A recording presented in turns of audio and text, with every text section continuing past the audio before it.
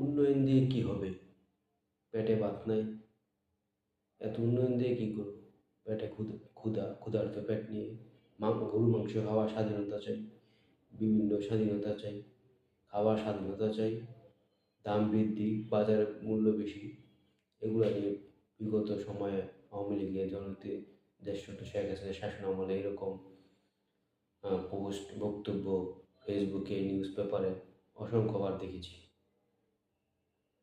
কিন্তু বর্তমানে গ্যাসের এক সিলিন্ডার গ্যাসের মূল্য সর্বনিম্ন 500 টাকা, যা আওয়ামী লীগ সরকারের আমলে ছিল সর্বোচ্চ 1200 টাকা। তো সেই জায়গা থেকে চালের মূল্য ছিল যেখানে 25 কেজি চালের বস্তা বর্তমানে 1400 টাকা। সর্বনিম্ন রেটের যে 28 চাউল, তার দাম 1400 টাকা বর্তমান বাজারে। আর 50 কেজি চাউল পাওয়া যেত আওয়ামী লীগ সরকারের আমলে 1400 টাকা, এই 2800 ভক্ত, তার মানে দ্বিগুণ বেড়েছে। কিন্তু কোথাও কোনো প্রতিবাদ নেই, কোথাও কোনো আলোচনা নেই, কোনো নিউজ পেপারে নেই।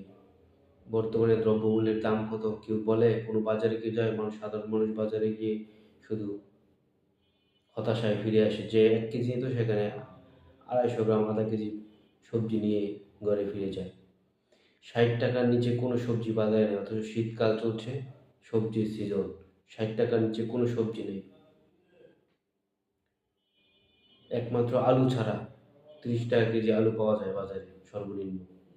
তাহলে আপনার বাংলাদেশের মানুষ কোথায় আছে? যে বলতেন যে আগে 2 টাকা 3 টাকা বাড়লেই হাহাকার লেগে যেত, সারা দেশ আন্দোলন চলতো, সরকারের পদত্যাগ। এখন তো এই যে লাগামহীনভাবে দ্রব্যমূল্যের দাম বাড়ছে, কেউ তো কিছু বলে না। চাল, ডাল, পেঁয়াজ সব কিছুর দাম বৃদ্ধি 100 টাকার উপরে সব কিছুর দাম। তাহলে এখন তো কোনো প্রতিবাদ নেই, কোনো নিউজ নেই, কোনো স্বাধীনতা নেই।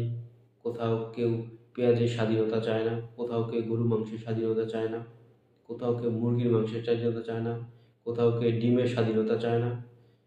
ইচ্ছে মতো বাড়ছে। দেশের দেশের শিল্প কারখানা বন্ধ হয়ে যাচ্ছে।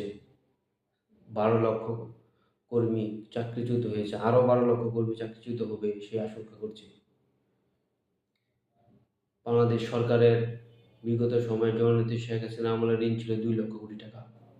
সেই ঋণ বেড়ে হয়েছে, 2-3 দিন আগে দেখলাম সেই ঋণ বেড়ে হয়েছে 23 লক্ষ কোটি টাকা। বাণিজ্য উপদেষ্টা সেই সংবাদ সম্মেলনে বলতেছে।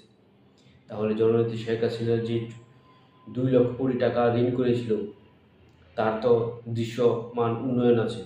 মেট্রো রেল, পদ্মা সেতু, কর্ণফুলী টানেল, এলিভেটেড এক্সপ্রেসওয়ে ইত্যাদি সহ 6 লেন 300 ফিট পূর্বাঞ্চল highway, Dhaka Sylhet 6 lane, Chittagong 4 lane, Cox's Bazar railway, Cox's Bazar বন্দর রেলপথ বর্ধিতকরণ এবং প্রতিটি শিক্ষা প্রতিষ্ঠানে বাংলাদেশের সকল স্কুল, কলেজ, মাদ্রাসা, শিক্ষা প্রতিষ্ঠান, সকল প্রতিষ্ঠানে 4 তলা ভবন তৈরি করে দিয়েছেন।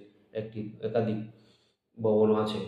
তাহলে এত উন্নয়নের পরও 2 লক্ষ কোটি টাকা ঋণ 15 বছরে, আর 15 মাসে ঋণ হয়েছে 22 লক্ষ কোটি টাকা। তাহলে এই যে ঋণ করেছে, এই ঋণের ভার কে নিবে? এখন এই টাকা কোথায় গেছে? এই প্রশ্ন কে করবে?